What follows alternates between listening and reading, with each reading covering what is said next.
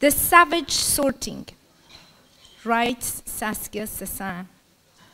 We are confronting a formidable problem in our global political economy.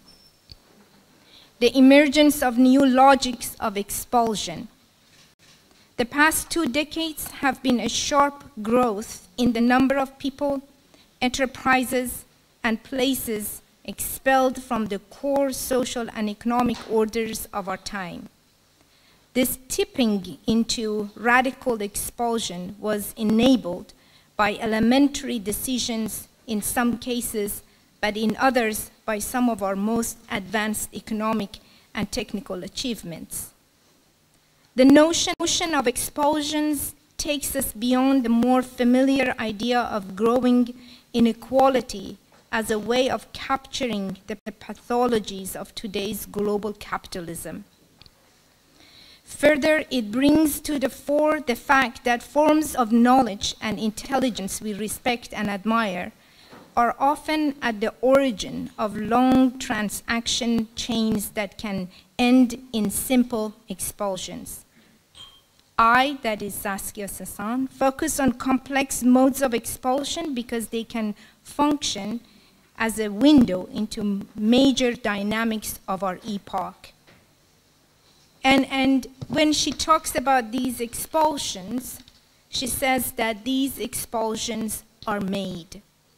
And the diverse processes and conditions that she has included in the notion of expulsions all share one aspect. They are acute. The many diverse expulsions that Saskia Sassen covers in her new book, which is called The Expulsion, and the subtitle of the book is also very important, that is Brutality and Complexity in Global Economy. She examines the notion of the savage sorting. And savage sorting is also the title of the introduction of this book. She says, we tend to write about the complex organizational capacities of our modern world as producing societies capable of ever more complexities. But she asks a very important question. How does complexity produce brutality? So let me read the end part of this very important introduction to this book as a way of introducing in a different way our colleague and scholar Saskia Sassen, because I wanted you to hear her ideas first before going through her biography. So she writes, these are the contradictory dynamics I examine in this book. Bits and pieces of this account have been recorded in the general literature on contemporary affairs, but it has not been narrated as an overarching dynamic that is taking us into a new phase of a certain type of global capitalism.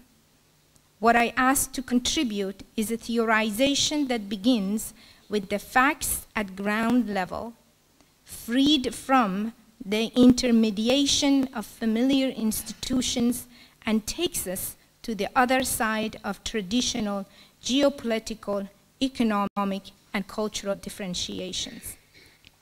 So these are the words of Saskia Sassen, who is a working scholar at Columbia University in New York City. And this book that I read, just excerpts of the introduction, as I mentioned, it's called Expulsions, Brutality, and Complexity in the Global Economy. And recent books are Territory, Authority, Rights from Medieval to Global Assemblages that she wrote in 2008, and A Sociology of Globalization in 2007, and also the book that when came out, the recent edition of it came out in 2012, Cities in a World Economy, was also the book that when we got hold of that book and was introduced to her ideas, we invited Saskia as a keynote speaker when we inaugurated the Women and Gender Studies Institute that I was the director of in University of Toronto. For me, it is always very important to follow and read her work, not only as a great thinker of the dynamics and the sort of working of global capitalism, but also as a committed scholar. Recently, Saskia endorsed a very important event in North America, which was the debate between Cornel West and Bob Avakian, the leader of the Revolutionary Communist Party in the US, which was a very important debate in terms of the understanding of the history of religion, race, and the brutality of capitalism as we are facing it today. And then also thinking through what are the possibilities and what are the options for us to overhaul these oppressive relations. Thank you so much, Saskia, as always, for all the good work that you're doing, and then come to the podium now.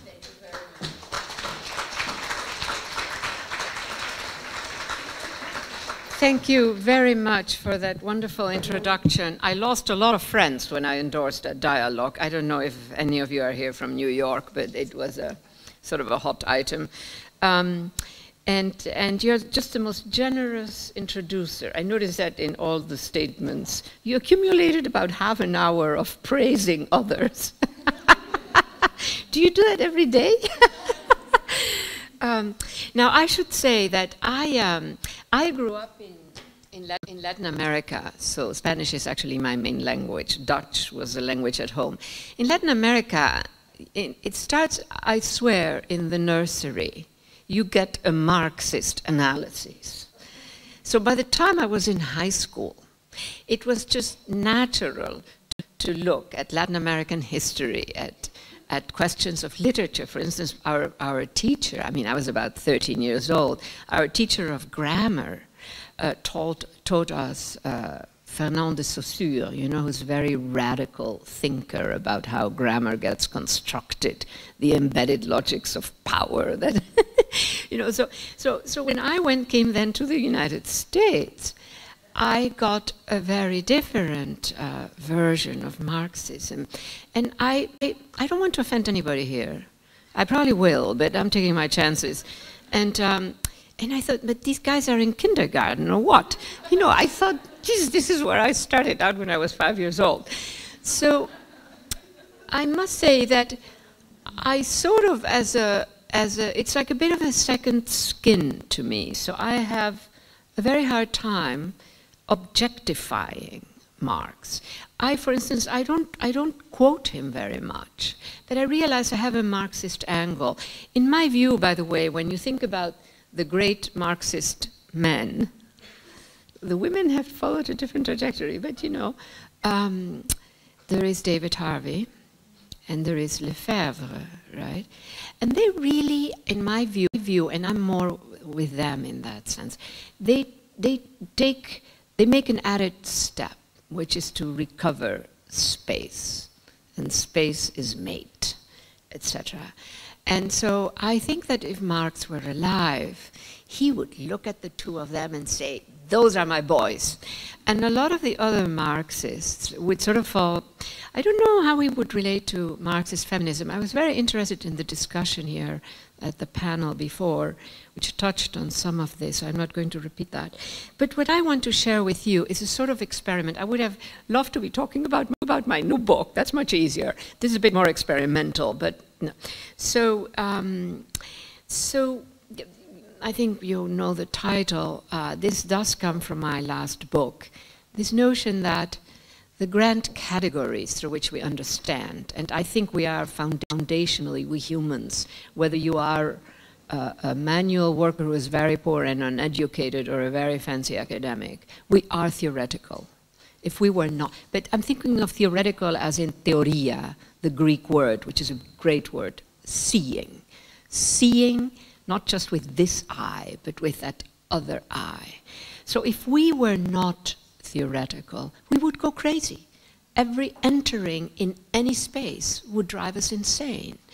We would need to accumulate so many powers for judging and discernment and all sort of, and so I think that in that sense we are foundationally theoretical. Now, I mention that because I think that, so that's the second part in a way, that we need to get out of the formalized theories that still dominate a bit our explanations, and I'm thinking especially about the West. And I think in Latin America they have been doing that, and very interesting, but I'm just assuming that we're here a bit European and North America, so I don't know, no sé si hay alguien de Latinoamérica aquí, pero saben lo que estoy diciendo. And sort of that we need to actually de-theorize in that other sense, the formalizing of the theory as a formal, in order to re-theorize. So one sort of image that I have is that the strong categories that we have developed, the state, the economy, men, women, whatever, you know, whatever the many versions of that, the middle classes, those were categories that served us well for a while. Certainly in the decades after World War II, they served us well. When we said the state, there was a kind of a strong meaning attached to that in much of the world, though not necessarily in still colonial territories, say in Africa, but in Latin America the state meant something, etc., etc. And I argue that today they're very unstable meanings. Now, I don't want to explain too much about why I say that, but I just want to put that in the air. Now, coming to Marxist feminist scholarship, which for me has been extremely important, that was the one form of Marxism that I could really engage with, given my growing up in Latin America. I found, okay, here is a way of trying to develop Marxist categories of analyses that I can really relate to. And as I say here, I think they have really enabled us, and I want to emphasize this, to address questions that cut across diverse framings and philosophical conceptions. So I do think it is a pity, as one of the speakers before said, that we have these divisions within Marxist feminism and the difficulty of communicating, Sheila Coburn. And second point, and it has done so even as the project of Marxist feminism is to exit the confinements of that inherited Marxism. So not throw it out of the window, but sort of really work with it. So for me, this then opens up, this sort of trajectory, if you want, opens up new terrain for research, theorization, and struggle. I want to take up this challenge and focus on some core elements that I'm working on conceptually, philosophically, and practically. And I'm going to take you on a fairly fast ride because I've tried to keep very straightforward language here because I want to communicate. I don't want to, I don't know, you know, go up there. I want to sort of engage. So I want to do this in an experimental mode by focusing on our current epoch. This is an epoch, as I just was saying, that is marked by the instability of what were once stable meanings. When I say stable meanings, I really mean grand categories, powerful categories, concepts that really have meant, that are shorthand for a lot of stuff. And at the center are two key elements.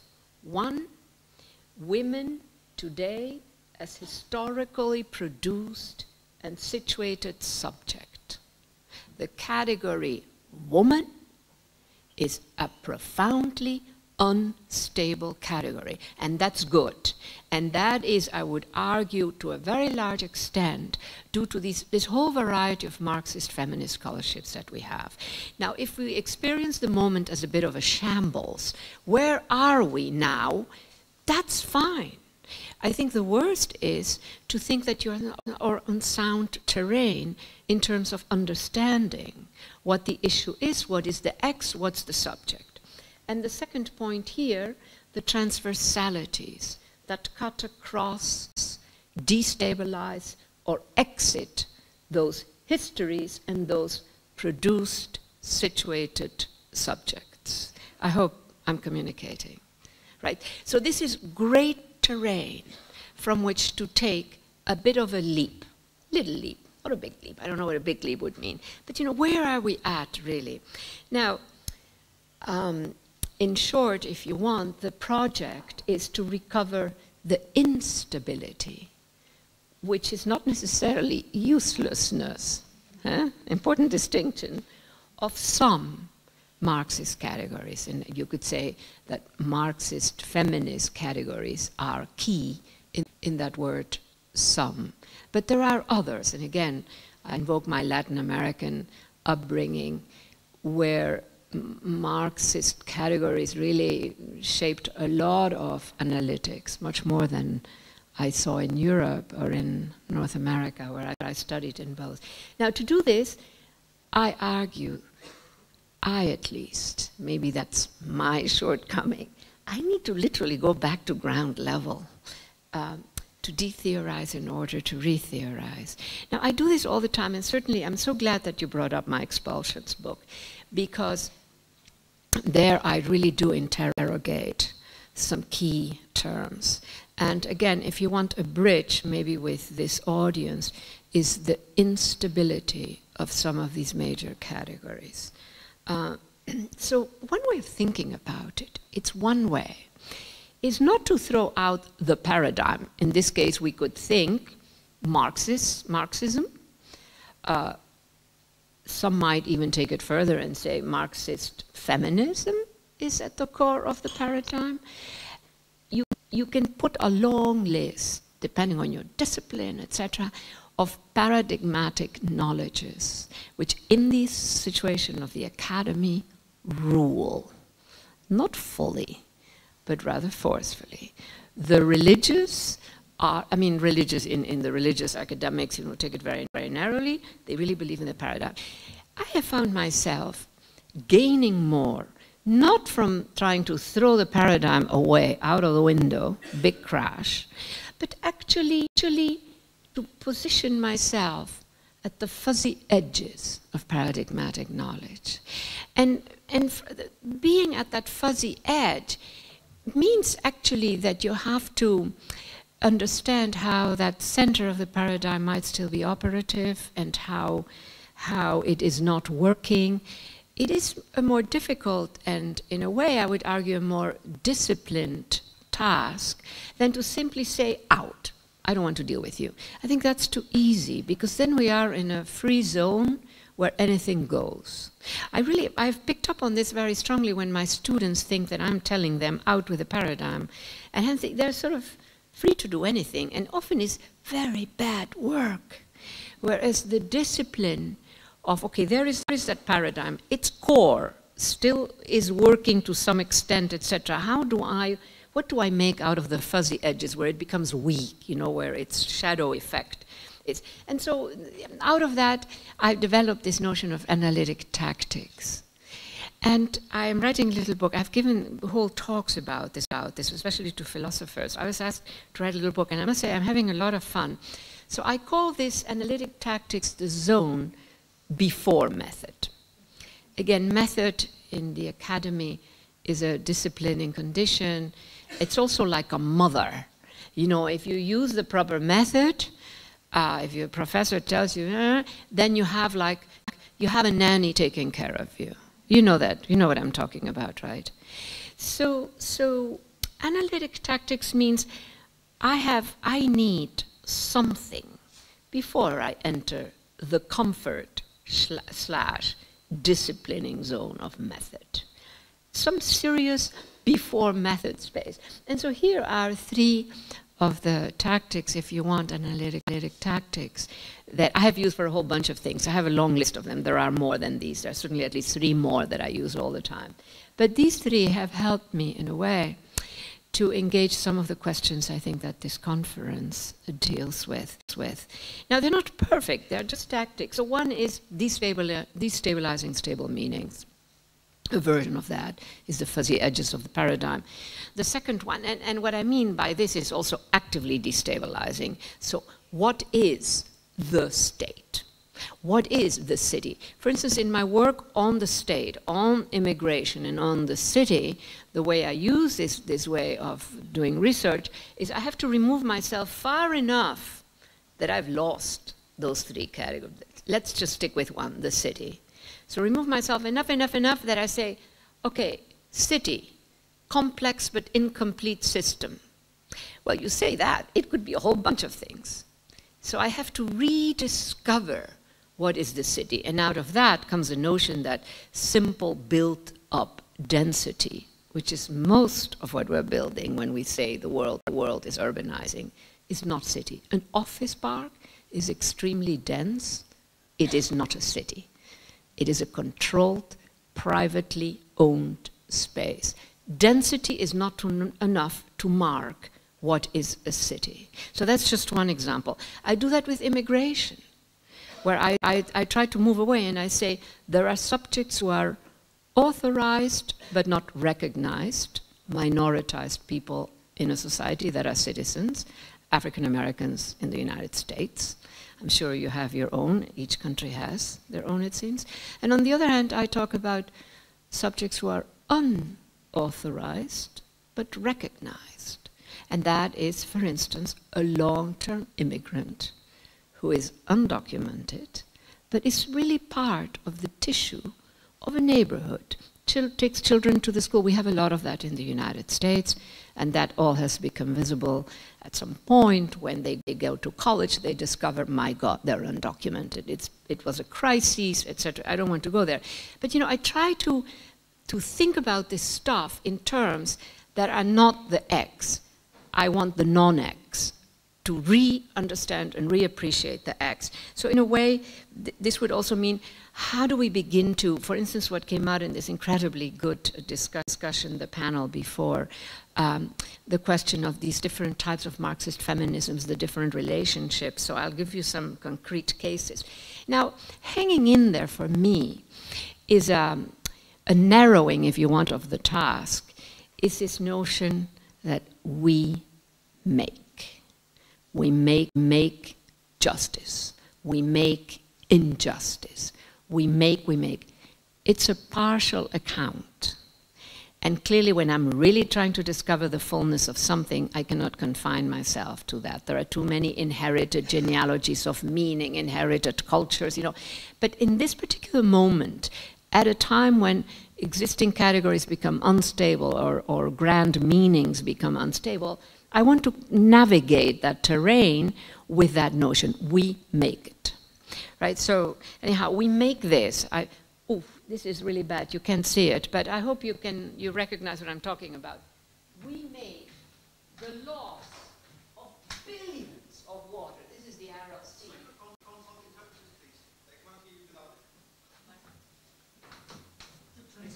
So that is the, I'm sorry, that is the RLC. Huge, we all know about it. In 20 years, we managed to reduce it to a sliver.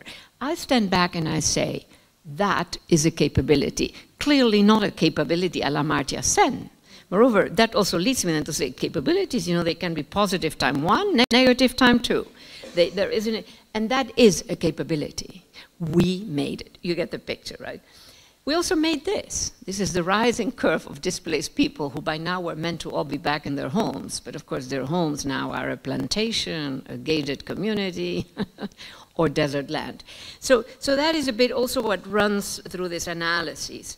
Now, the particular analytic tactics on a lower level of sort of an analysis, if you want, here are 3 of these elements that shape what now come. I'm going to describe very quickly 5 cases, which are ground level, how do I work on this, right? And here are the 3. Recover the specificities of certain spaces where a given process, not just focus on the process, but focus on the space. Now, Marx didn't do that. David Harvey and Lefebvre add that, right? Marx didn't see the city. And Harvey, you know, a card-carrying Marxist, he says, there is no such thing as a city. But he already brings in a spatial dimension. Lefebvre also. Lefebvre says, what is a city? It's something that hangs in between a higher order and a lower order, etc., etc. Now, I mentioned not the Marxist feminists, since this is about Marxist feminism, I mean these external Marxists, if you want, to this event, so that the issues of debates don't come in right away. Secondly, recover the architectures through which a process is reconstituted.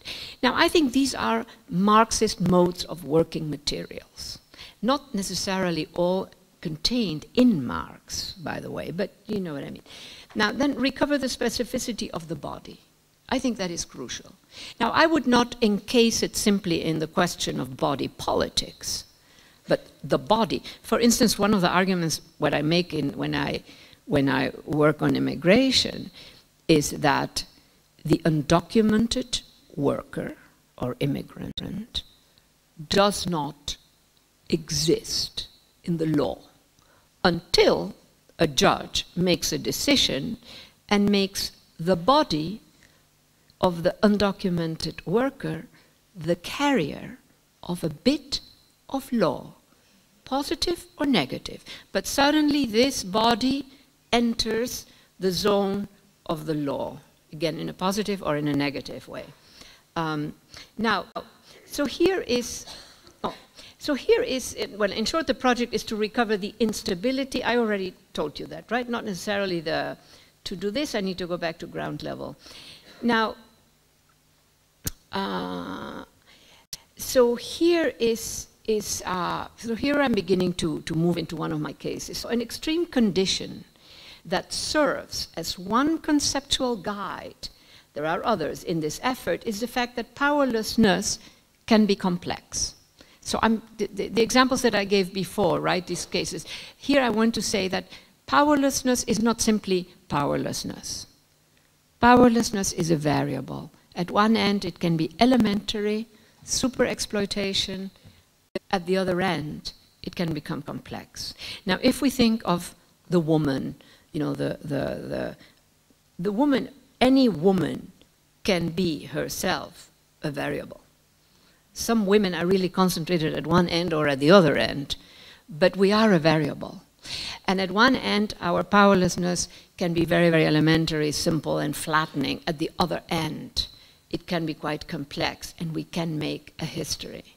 So sort of a bit. But that is really within the domain of powerlessness. I'm not talking about powerful. No, I'm talking even when people are powerless. I see that about immigrants, for instance, and I argue that if there is a space where the powerless get to make an economy, a culture, a history, it's not on a plantation, it is in a city. In a city, a real city, not in an office park.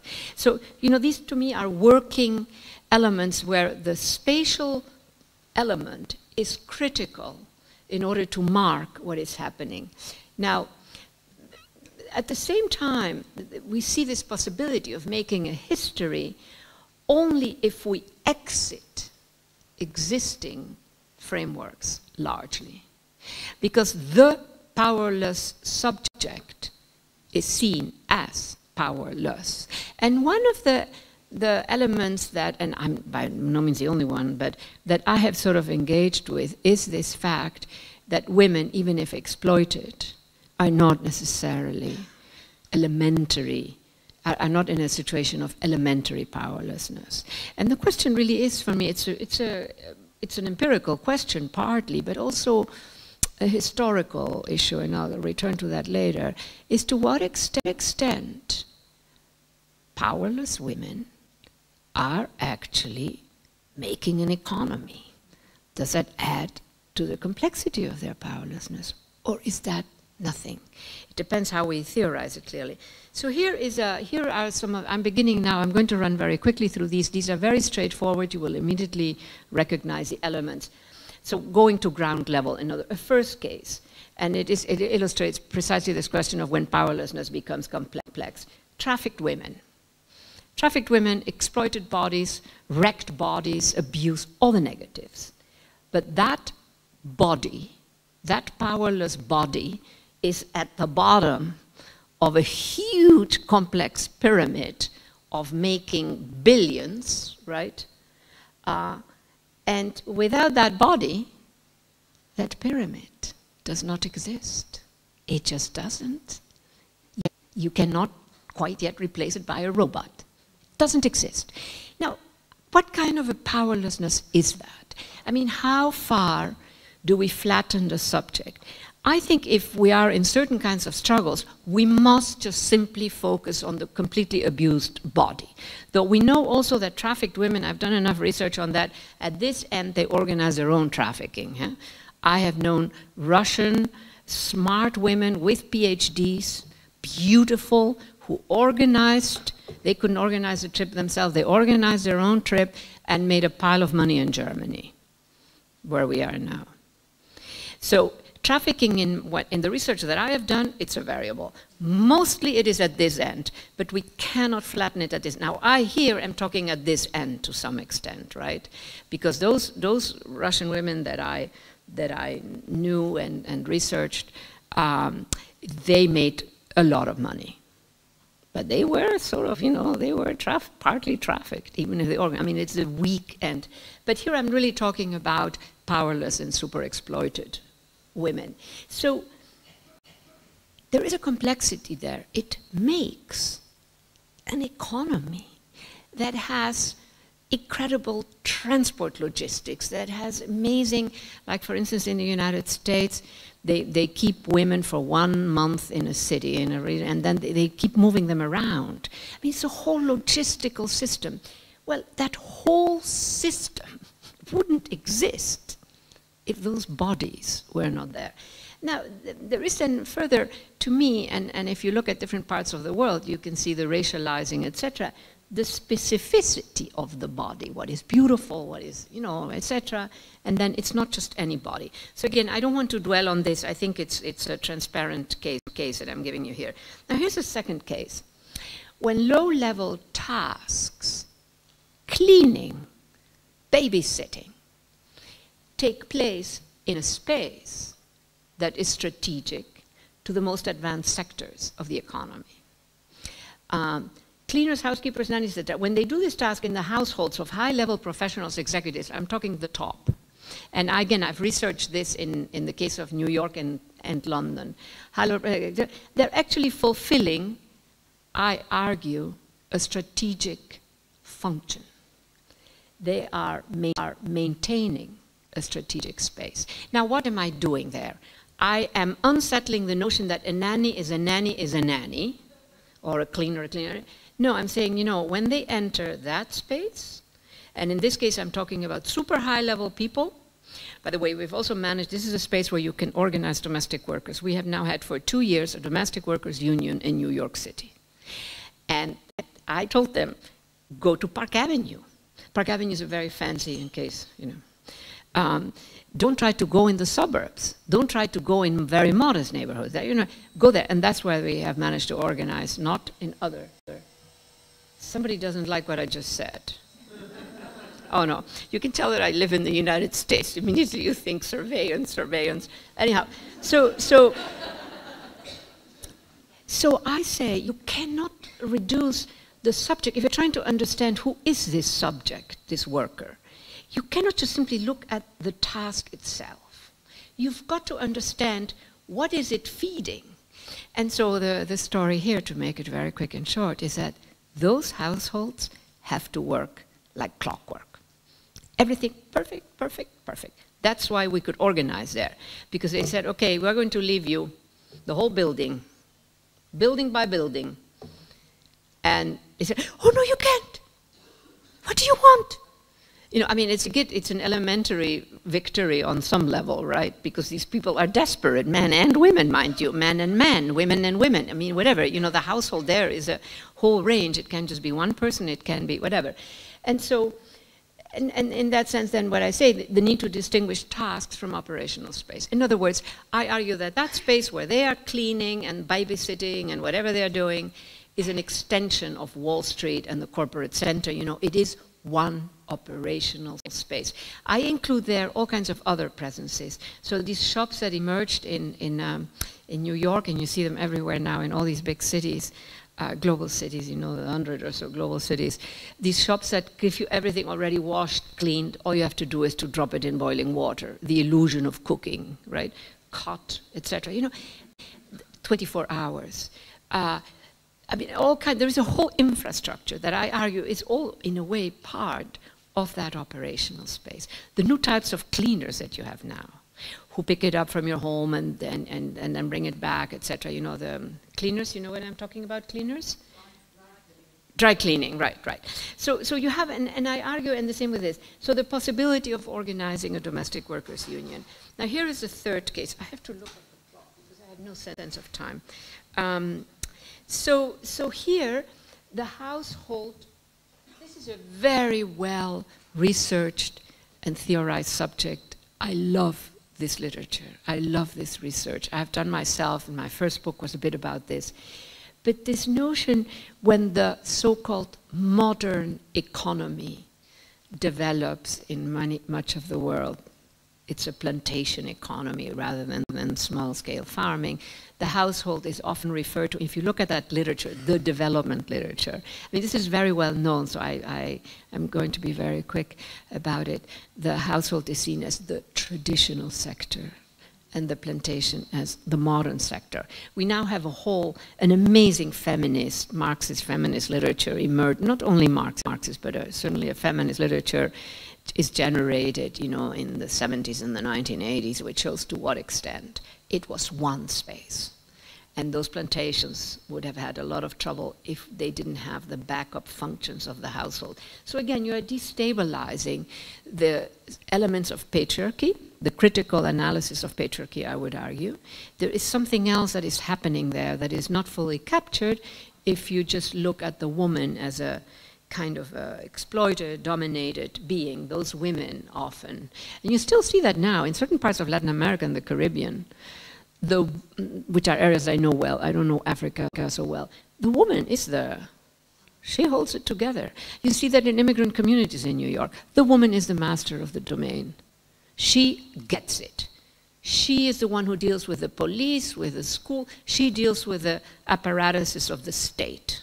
She is the one in charge. She's the public figure. She may, I did a big study of a whole bunch of Latinas, you know, I speak in Spanish with them, etc. And the language, their utterances are as follows. Oh, I just am here to serve my children and my... But when you really look at how, you know, what is really happening, you see that that's not. So there is also the speech acts can be very deceptive here. Now, that does not, and that is why I think the politics of the body are important. That does not mean that some of those women do get beaten up by their husbands and whatever, you know, by others. But still, there is a subject there that is also, again, it's sort of a variable. Now, the long shadow of historically produced subjects, I think that this is a truly tricky subject. There is a great literature on this, how our histories, and our histories vary enormously, have produced a certain type of subject. Now, what I use then to navigate that question is the powerful, the woman in a powerful position.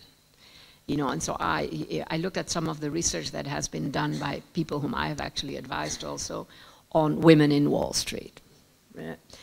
And often this woman conducts herself a bit or is seen as conducting herself a bit as if she were a male subject.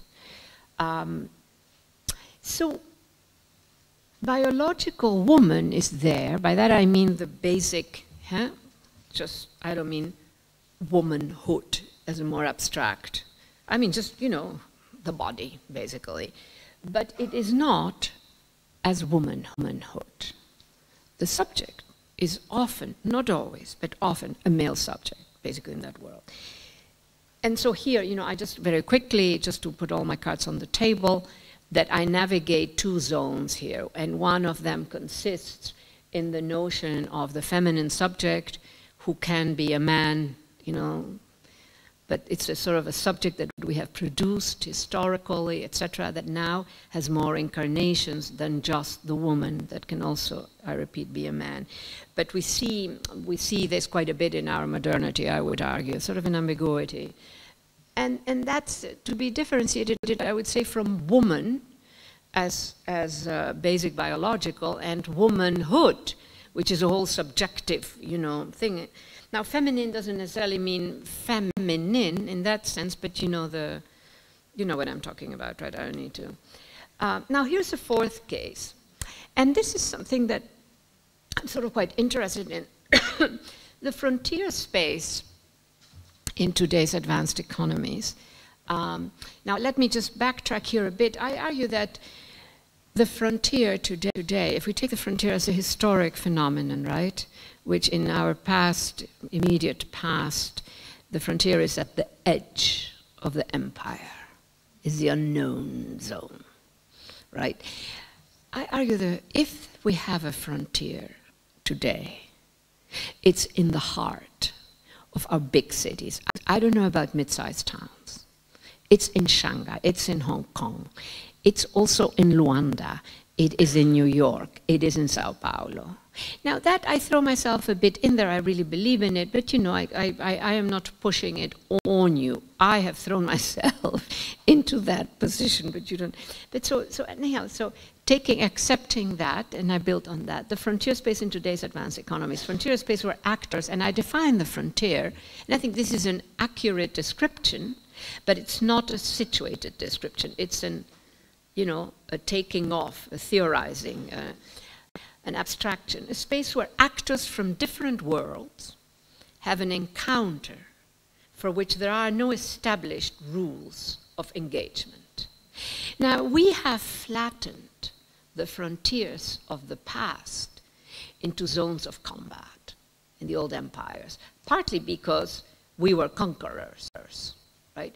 But we know, there is a literature that shows you that in many of those situations, there was a very complex sort of interaction. It was not always putting down your foot and flattening, you know, the original people. So, but I argue that in today's frontier, there is this intermediation, if you want. You know, it's more ambiguous. The city is an interesting space. We were continuously sitting next to each other, touching each other I mean, making physical contact in rush hour. That does not mean that we have contact. That doesn't mean that we have an interaction. We may well be subjects who come from different worlds, have an encounter for which there are no established rules of engagement. Now, here I must make a bit of a deviation, and this is one of my sort of favorite toys. And that is, I argue that of all the advanced economic sectors that capitalism has generated in this current period, if there is one that is continuously operating in a frontier zone, it is high finance. And here I should say that I developed this at length in Expulsions. You may have read that. I had a ball with that. So I argue that the first thing is to make a distinction. Traditional banking is very different from high finance. Traditional banking sells something, it has money for an interest. We all need it. We all need loans. Finance is different because it sells something that it does not have. And in selling what it does not have lies its creativity. It has to invent instruments to do what? To invade other sectors. And there lies its danger. So, put that way, you can see that finance, high finance, you know, which is very innovative, etc., is continuously operating in a frontier zone. So I have tracked women in high finance. So there out comes also this notion that these are in some ways male subjects, but there is an ironic turn, and I want to get to that. So first, you know, the strategic subject at the frontier.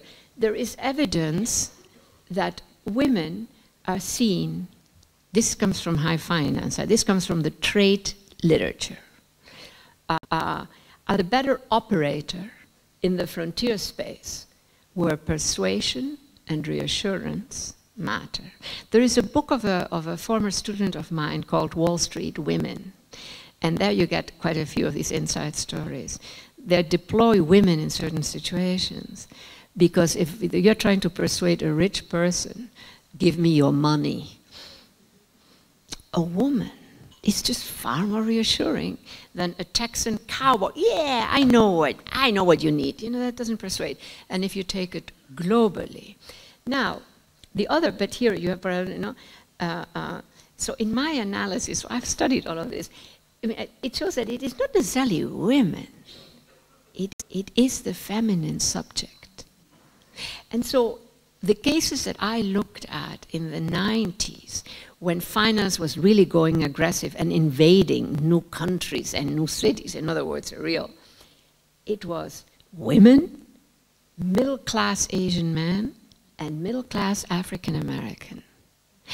Now, all three are seen by your potential whatever, who is probably from a fairly traditional setting, as vulnerable, as second something, that they were deployed. So I remember the first time that I picked up on this was not on a woman, it was on an African American. I did a lot of interviews on Japanese financial firms who were really trying to sort of enter a whole other world.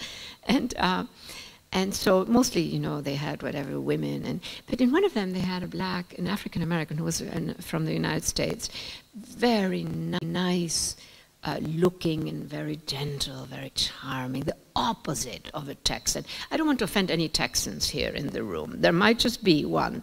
But you know what I mean, the image that we have of the tough American who says, I know what you need. And so out of that then came sort of this study, you know, this intermediation. So some firms see women as feminine subjects that can be deployed in that frontier space. So I don't know if you are. Now, I wanted to just mention something about finance, what we are talking about. I use this example. This example is a major case. It's now also in Europe. An instrument where these agents, the intermediate agents, had to persuade 500, mostly very modest income people, that yes, they could buy a house. All they had to do was sign a contract. Just sign a contract.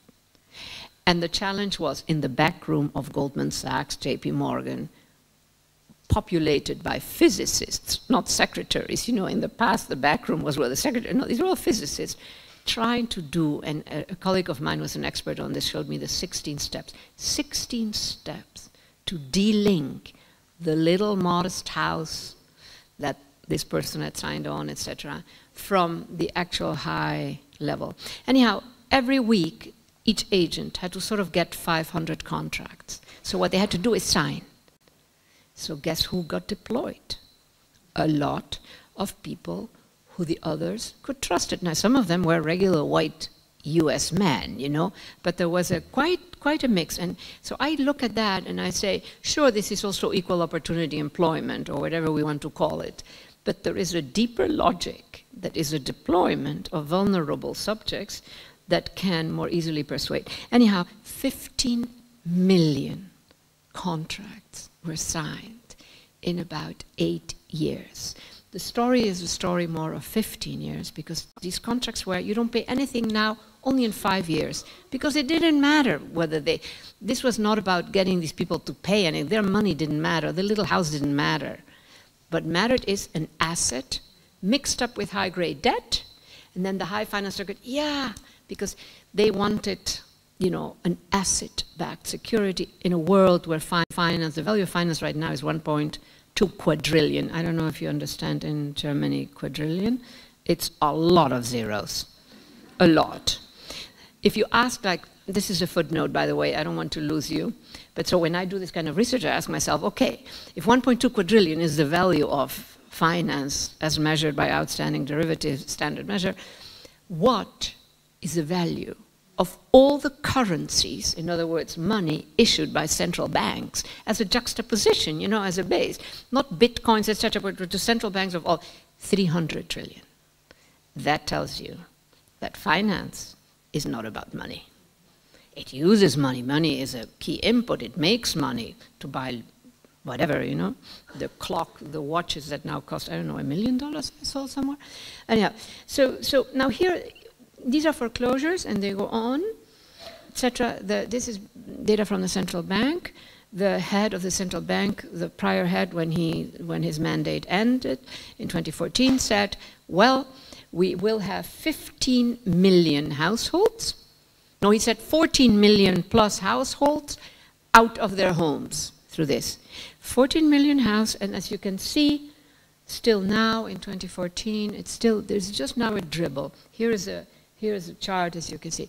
So 14 million households is a hell of a lot of people, like 30 million. So I'm Dutch, my country has 16 million people. It's twice the population of the Netherlands. It's a lot of materiality, and it is invisible. This is one of the issues that is very important in this new book of mine. How many material conditions have become invisible to us because they are expulsions. So we have a vast amount of urban land. Europe thinks it doesn't have this problem. Germany thinks. When I say Germany thinks, clearly it's an ambiguous term. Well, Germany is among the highest foreclosures in Europe. The numbers are very different. This is every year. So Germany has accumulated now several hundred thousands of foreclosures, and mostly people out of their homes. Hungary is the worst case in Europe, 1 million. Hungary is a small country.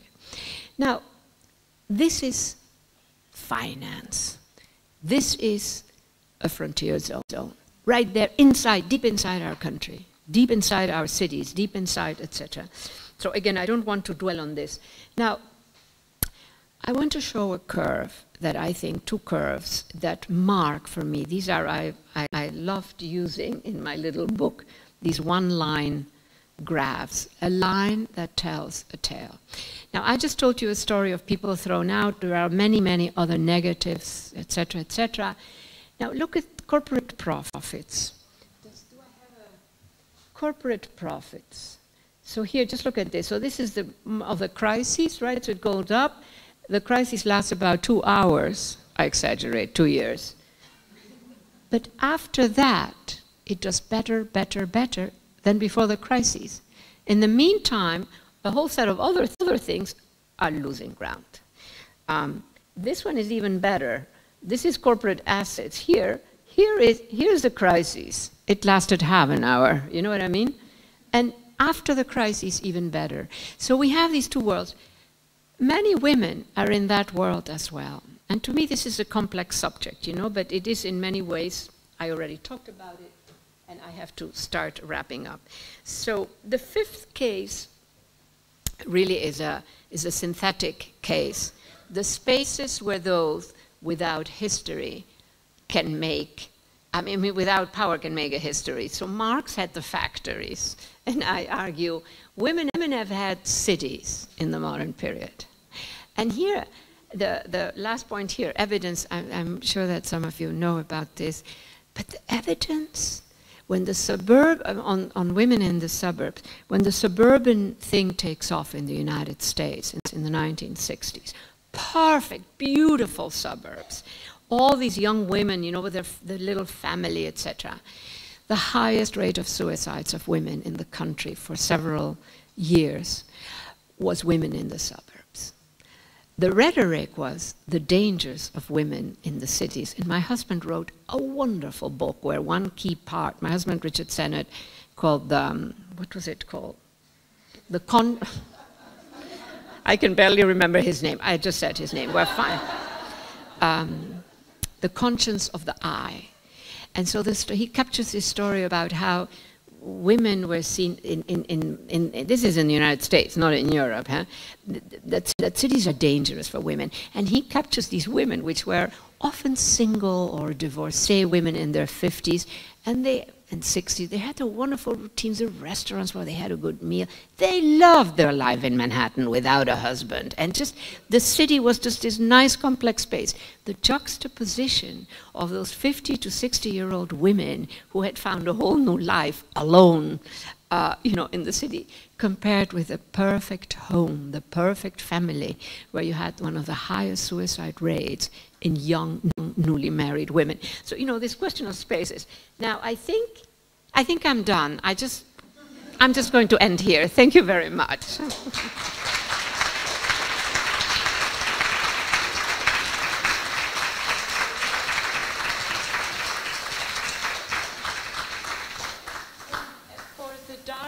The darling foundation here, die Stiftung, Rosa-Luxemburg. I brought some books. I don't know who's here from the foundation, but anyhow, I like doing that. Do we have some questions? Or I don't know how late it is. As you are collecting your thoughts in terms of what Saskia has introduced to us, de-theorization and destabilization, I have a confession to make. For years, I've been in love with Richard Sennett, and I had no idea of the relationship because I've been using his book on the erosion of the character in capitalism, which is a fantastic book, and I've been teaching it. Yes. So he knows how to write. Yes. Unlike me. Yes. I don't know how to write. No, it's really true. It's really true. Very true. Yeah. So questions?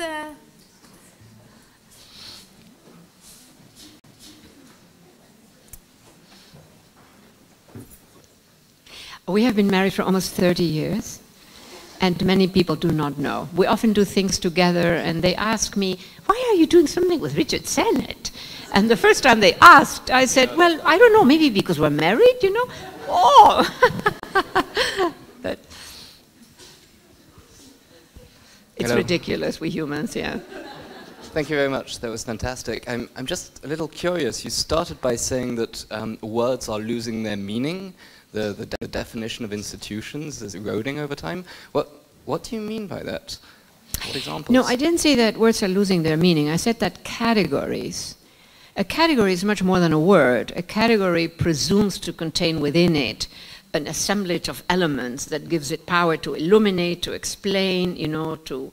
So I'm saying that the categories with which we, say, political economists, social scientists have worked, the state, the middle classes, all of those categories, they're becoming unstable. They don't capture the state today, for instance, is no longer the national state of the post-World War era, you know, which was, or of the 20th century, which is really the period of the strong national state in the West. It is something where I wrote my best book, called Territory, Authority, Rights. It's a big book. I make an analysis, and I say that part of the story is that, to some extent, quite a bit of the global, what we call the global economy, the global system, gets constituted deep inside the executive branch of government. The executive branch of government takes more and more distance from the legislature, whether parliament and from the judiciary. The executive branch of government, whether prime ministerial or presidential, gets one foot firmly planted in global circuits. So an ironic sort of footnote to that is that the state, well, the executive branch of government actually learns how to do, how to be a bit internationalist. Pity that it is just on one vector, which is the corporate economy. The executive branch of government in many of our countries, our central banks, see like corporations see. That is the logic that organizes. This is a process that begins in the 1980s. Anyhow, so by that I mean that the state, for me, for instance, does not work. Which part of the state?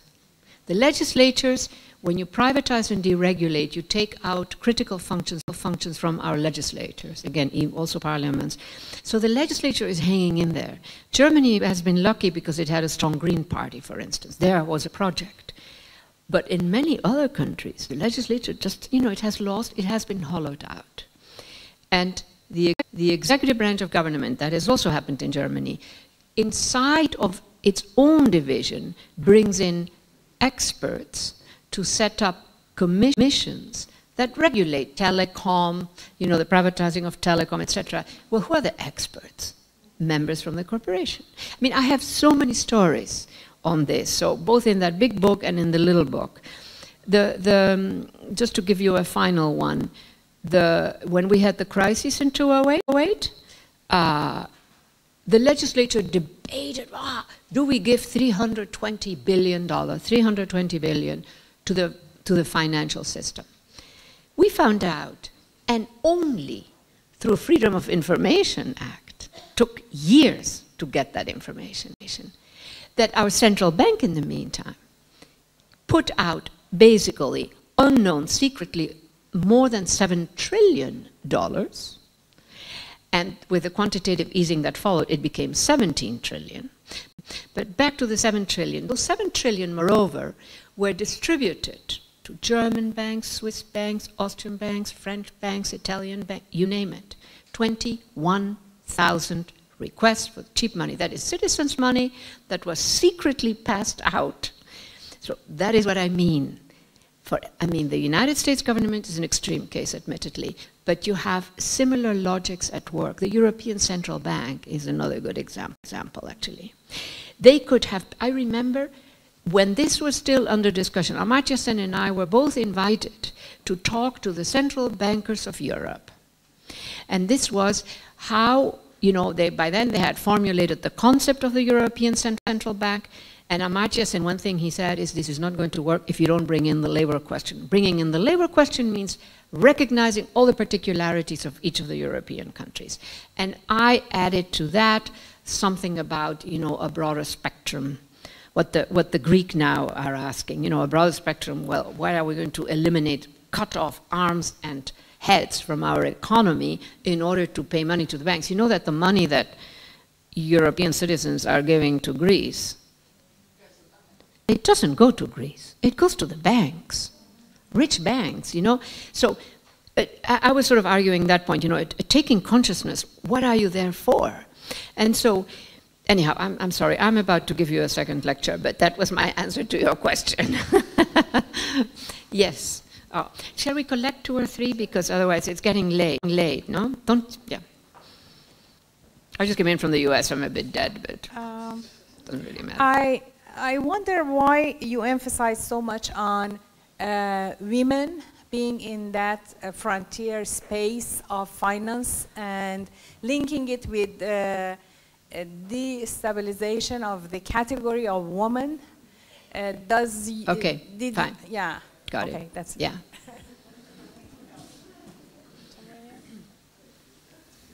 Is there another question?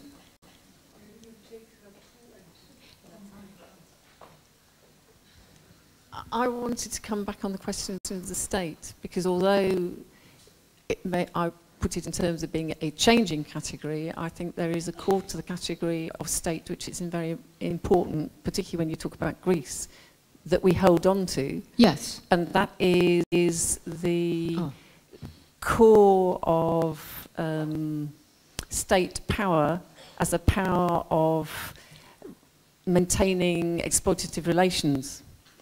Maintaining what kinds of relationships? Exploitative relations. Exploitative relations. And also directing colonial projects and things like that.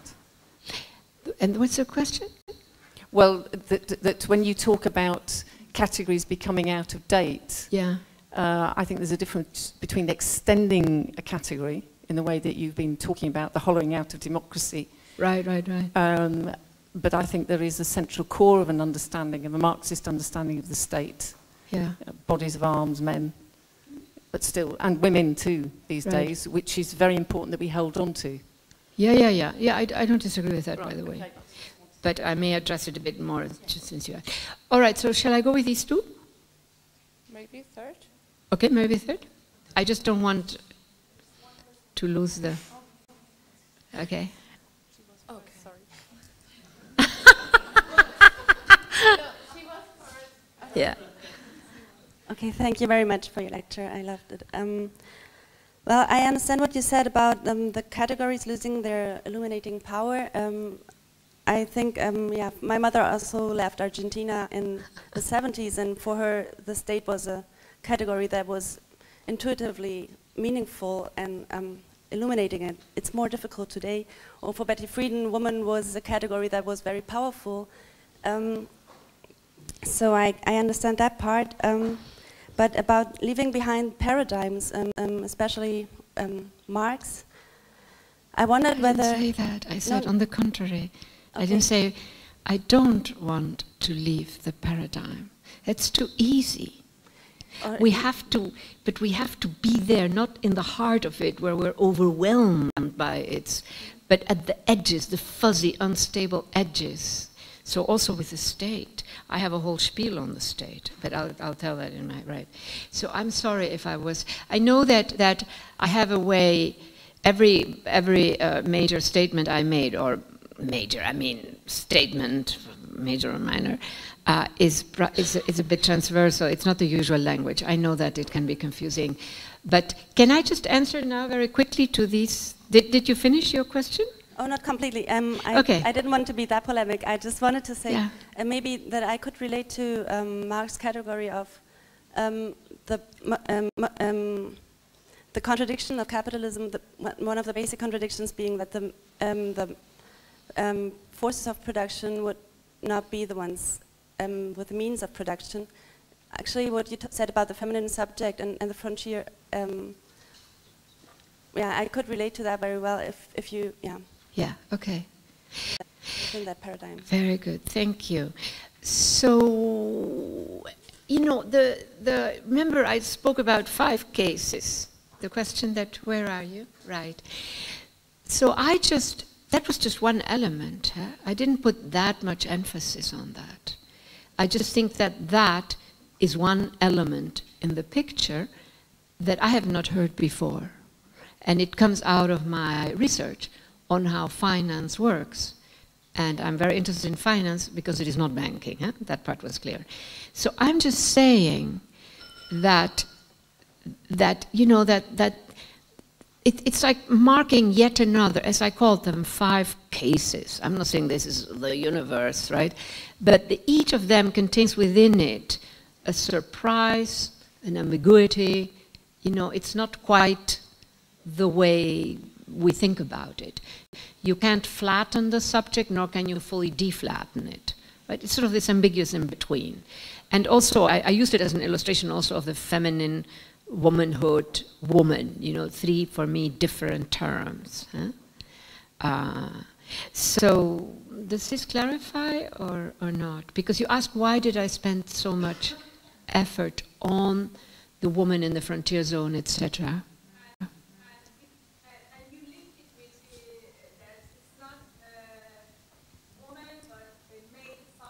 A feminine subject, which can also be men, like the middle-class American man, who often are very polite because they are distancing themselves from ghetto cultures.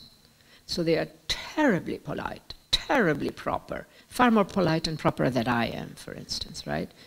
And middle-class Asian men, I'm not talking working-class Asian men, I'm talking middle-class Asian men, totally. So it's to me, what are they trying to do? What I'm trying to say is you deploy these subjects that can persuade more easily the other, the one who says, what is this whole thing? Than if you had a very powerful making, you know, and firms, by the way, I didn't mention that, but firms discovered that ex-post. They discovered that the American self-assured didn't work at all. I mean, that is also interesting. So I'm just taking some cases. These are all windows. And basically, they have the effect of diminishing the clarity of all these definitions that we have. This is this, this is this, this is this, this is that, you know, everything. And then in that sense, the instability, you know, of some of these meanings. Now, no meaning is always stable, you know, all meaning. But I find this this is the period that I'm looking at. And so that is what now, the state. So here, let me just so that we're on the same page. I think, I didn't, you know, when I said, so I say with irony, well, the executive branch of government, not the legislatures, but the executive, has learned how to be a bit international. It's too bad this on that. But the other part that I always say, we've got to reoccupy the state and expand that internationalism to some good causes, global hunger, global exploitation, etc. Furthermore, very important for me, these lists that often are made, the top 43 whatever include 20 of the richest corporations, you know, the states, you know, when they say, I really object to that because it simplifies something that should not be simplified. And that is that the richest and most powerful corporations are far more elementary formations than a poor working state. Why? To put it in very simple terms, those corporations have one logic guiding them. a working state, and when you think now particular kinds, a working liberal state, it has to contain within it all these conflicts, the representation of workers, the representation of corporations, the representation of this, so I think of the state, the modern liberal working state, in other words, rather than these so-called modern states which are not working at all, as actually an extraordinarily complex formation, because it has to manage all of these differences. Some do it rather well, others don't do it very well. But that is the program, if you want. And so in that sense, I am one of those who say, I've been misinterpreted often on that. I'm one of those who says, we need states. We need working states. And there is another element, I don't know, I don't want to bore people here, but I'm looking at all these specialized regimes that we're generating. Very good. Human rights, very good.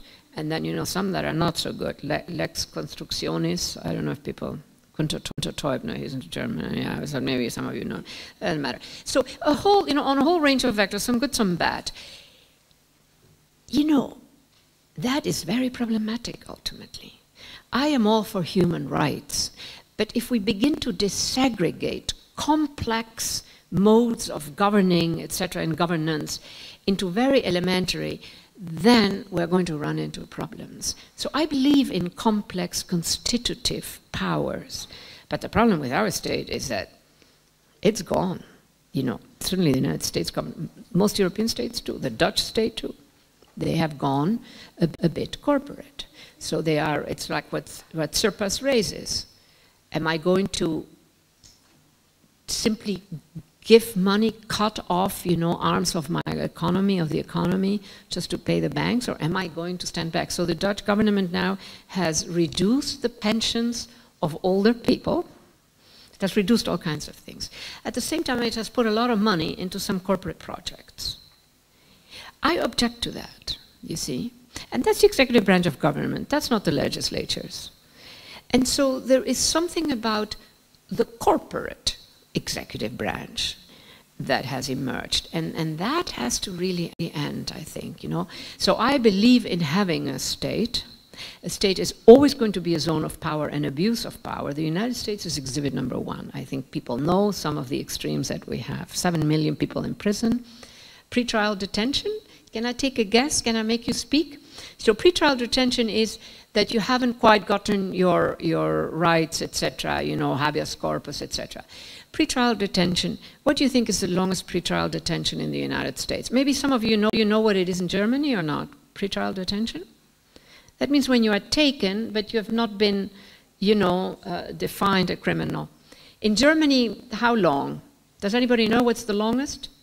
You should find out, actually. You might be in for a surprise. But in the United States, what do you think is the longest? 4 years? 14, no. It's meant to be days. You know, that you said that you have an arrangement to go to trial at least. This is you don't exist. In front of the law, you don't exist. That's what we're talking. 7 years. That is unheard of. I mean, you know, one thing is if a state just throws them out and disappears them actively. That is also happening in some states. So anyhow, we really have a very bad situation. Now, there was some other question. No, you with the Argentina story and your mother and all of that. No, I didn't mean to put it that way, but I think, you know, I think you may have not. I may not have been clear enough, because I think that I was sort of on the wavelength that you were describing, but maybe I'm wrong. We can talk afterwards. How's that? All right, in Spanish, right? Yes. The dialogue in New York is a hot item. Sorry, but I the what? We had one more question, and we have to close the room in 10 minutes. We all need a drink. I certainly do. So yes. One last question here, because I cut it. Oh, right. We can talk afterwards. First of all, also, I want to thank you for your analysis of finance. So we talk about it in German feminist Marxist context about finance capital. But I also think I did not really get the point where you said you want to go back to ground level to de-theorize in order to re-theorize. Yeah.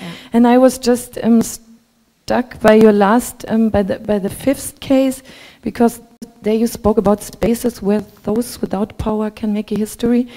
And I really liked the first two examples, but then you spoke about women have had cities in the modern period, and then you came up with... Women have had what? Have had cities. Cities. Women have had cities. Towns. No, women have had, no. Women have made histories. In the city. In cities. Exactly. Yeah, yeah. And then you came up with the suburbs, as I understood it, as kind of an opposite. And I was wondering a little bit, because when we talk about finance capital or financialization, what came to my mind was, of course, the rural, what's happening right now in so-called third world countries or the global south. So wouldn't this be much more fitting? Indigenous or poor women that are, these are the historical subjects right now? Right. Well, yes and no. In the book I have a whole chapter on the global south that covers, actually, and in a second chapter I deal with a lot of the debt question. So I have always worked global south, global north. But I mean, I was speaking about I tried to be concrete. I was at ground level. I was not theorizing.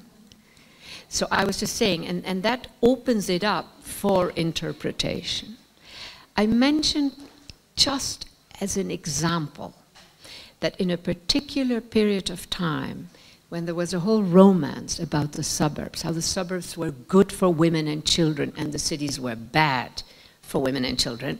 And so I just pulled out these examples. They are real. They are partial conditions that illuminate an irony, if you want, you know, or something that they unsettle a belief.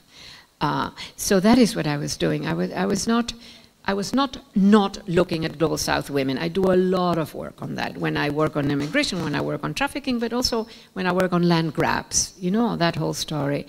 So thank you for bringing that up. But I was really focusing on a very specific period, and it didn't just happen in the United States. The United States is an extreme case with a suburban question, you know that, because it was a whole economic sector, the construction company, the car, the machine, the washing machine manufacturers, you know, it was a whole industrial complex that said, the suburbs are really what you want for your nice wife and your nice child.